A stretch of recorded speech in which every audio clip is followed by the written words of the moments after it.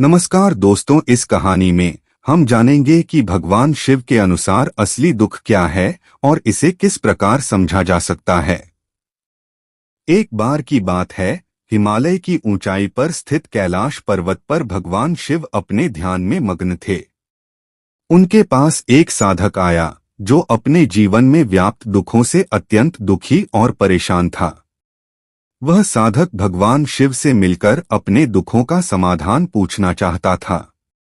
साधक ने भगवान शिव से विनती की, महादेव, मैं अपने जीवन में बहुत सारे दुखों का सामना कर रहा हूँ। क्या आप मुझे बताएंगे कि असली दुख क्या है और इसे कैसे दूर किया जा सकता है?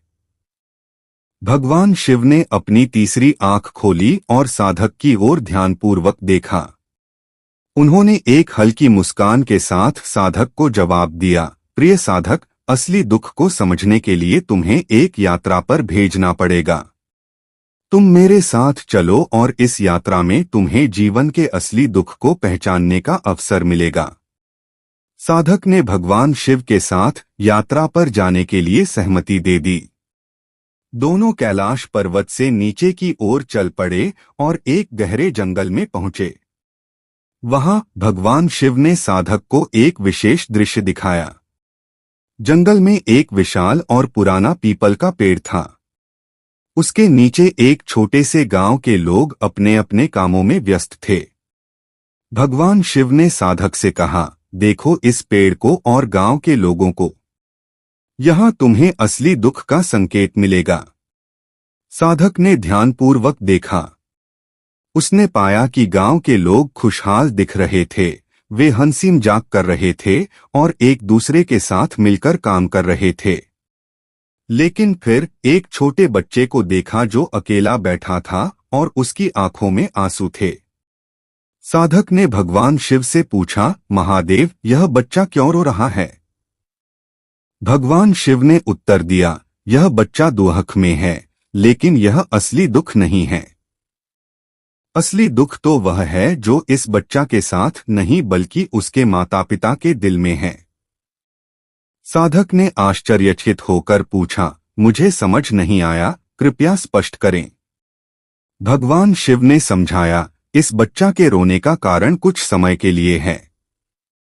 उसकी माता पिता की चिंताओं और कष्टों को तुम महसूस नहीं कर सकते। असली दुख उस व्यक्ति का होता है जो लगातार चिंता, असंतोष और अन्य मानसिक परेशानियों से गुजरता है। यह व्यक्ति अपने भीतर का दुख खुद ही पैदा करता है। साधक ने समझा कि दुख सिर्फ बाहरी परिस्थितियों पर निर्भर नहीं करता, बल्कि यह अधिकतर हमारे अपने विचारों और भावनाओं से उत्पन्न होता है। भगवान शिव ने साधक को एक और दृश्य दिखाया, जहां एक व्यक्ति अपनी भौतिक समृद्धि के बावजूद असंतुष्ट और परेशान था। साधक ने पूछा, यह व्यक्ति क्यों दुखी है जबकि उसके पास सब कुछ है? भगवान शिव ने कहा, यह व्यक्ति असंतोष और मानसिक अशांति का शिकार है। उसे लगता है कि उसके पास अभी भी बहुत कुछ नहीं है, जबकि वास्तव में वह सभी आवश्यकताओं को पूरा कर चुका है। इस असंतोष का कारण उसके मन में छिपी आकांक्षाएं और इच्छाएं हैं। यात्रा का अंत और ज्ञान। यात्रा के दौरान साधक ने भगवान शिव से बहुत कुछ सीखा। उसने समझा कि असली दुख हमारे भीतर के मनोवैज्ञानिक संघर्षों से उत्पन्न होता है, न कि बाहरी परिस्थितियों से। भगवान शिव ने साधक को सिखाया कि अगर व्यक्ति अपने मन को शांत कर ले, अपने इच्छाओं और आकांक्षाओं को संतुलित कर ले, तो वह असली दुख से मुक्त हो सकता है। यात्रा के अंत में भगवान शिव ने साधक से कहा, अब तुम समझ चुके हो कि असली दुख क्या है। इसे पहचानना और इससे बाहर निकलना तुम्हारे अपने प्रयासों पर निर्भर करता है। जीवन में सुख और दुख का चक्र चलता रहेगा, लेकिन तुम्हारी आंतरिक शांति तुम्हें असली दुख से दूर रखेगी। साधक ने भगवान शिव का धन्यवाद किया और अपनी जीवन की नई दिशा में अग्रसर होने के लिए तैयार हो गया। उसने समझ लिया था कि असली दुख बाहरी परिस्थितियों का नहीं, बल्कि आंतरिक असंतोष और चिंताओं का परिणाम है। भगवान शिव के अनुसार असली दुख को समझना एक गहन आंतरिक यात्रा की आवश्यकता है। इस कथा के माध्यम से हमने सीखा कि वास्तविक शांति और सुख तभी संभव है जब हम अपने मन की गहराइयों में जाकर असली दुख को समझें और उसे पार करें।